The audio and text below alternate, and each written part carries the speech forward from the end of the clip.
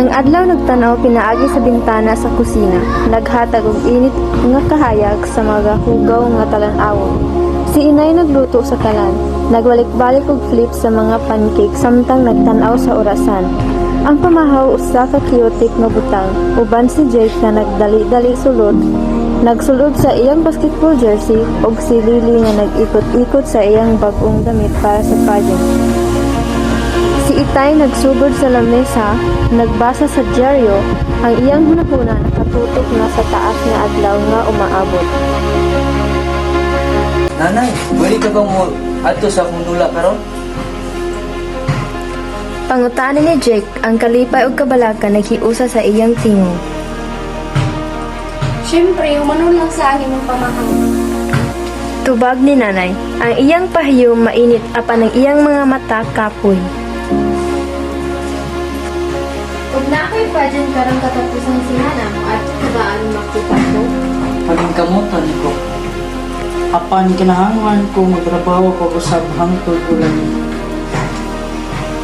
Ang hangin na puno sa dili masulti nga pagkadismaya samtang silang tanan nagdali-dali aron humanon ang ilang mga rutina sa buntag. Matag usa na lang nawala sa ilang kalibutan sa mga gilauman ug pressure.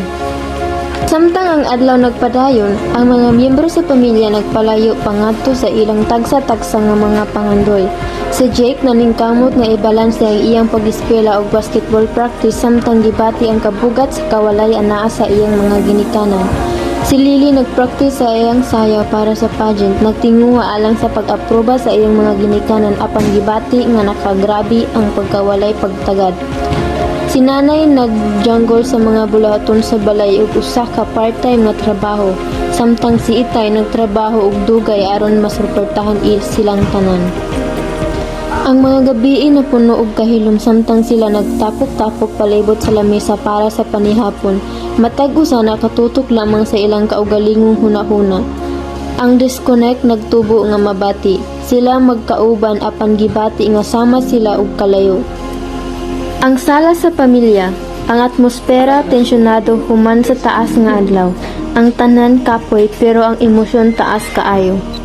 Si Jake naglingkod sa sofa, ang mga libro nagkalat palibot niya. Si Lily naglakaw-lakaw nervyoso, nagkupot sa iyang damit para sa pageant.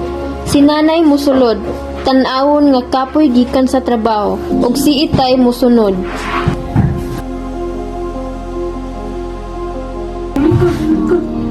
Pwede ba kitang tanan manglingkod o magisgot kay kabalo ko kitang tananay gibatik nga kahadlok. Okay.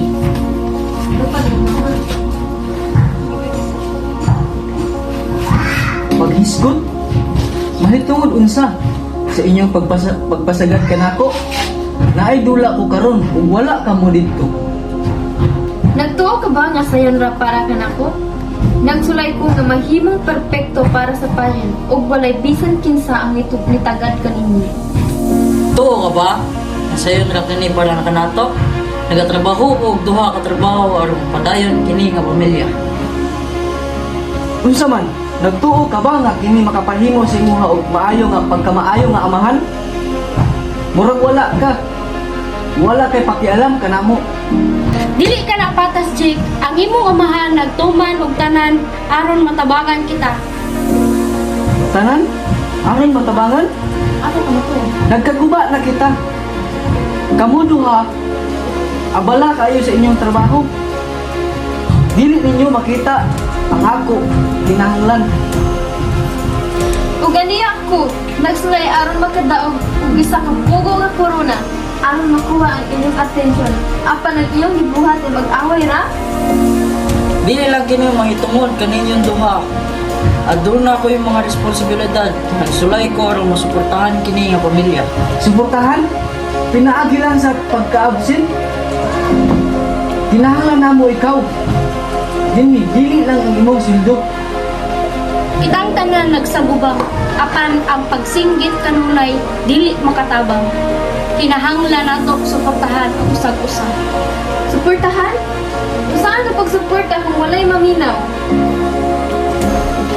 Pagkahuman sa mabaskog nga panagsangkan, nahulog ang sala ngadto sa dili komportable nga kahilom. Ang matag membro sa pamilya mibalik ngadto sa ilang kaugalingong hunahuna.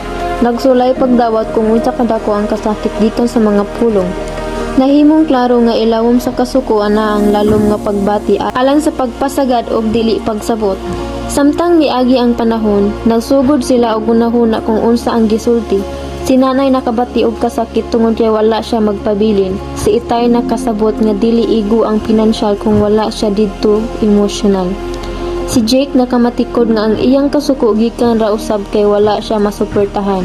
Si Lily nakasabot nga ang iyang pagtinguha alang atensyon mapalisang lamang kanunay.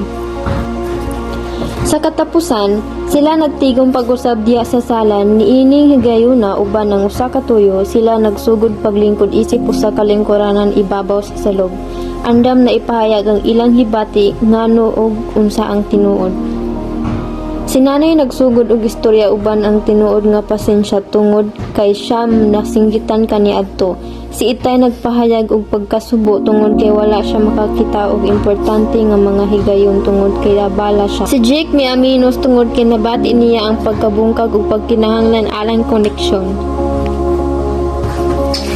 Si Lily mipahayag bahin sa iyang pagkibisog alang self-worth ug gusto mahimong importante. Samtang sila nagsulti gikan sa ilang kasing-kasing, nagsugod sila og mas maayo pagsabot kanunay. Nakamatikod sila nga bisan pa man ilang tagsa-tagsa kaaway, lig-on gihapon ilang gugma alang sa usag-usa. Naghimo sila og kasabutan aron unahon ang oras alang pamilya. Nagpanumpa aron suportahan ang pangandoy ni ining usag-usa samtang anaa usab diha panahon sa importante. Sa maong higayon diin sila nahimong mahuyang og tinuod, nakakaplag sila og pag-ayo og bag-ong dedikasyon alang sa usag-usa isip usa ka pamilya.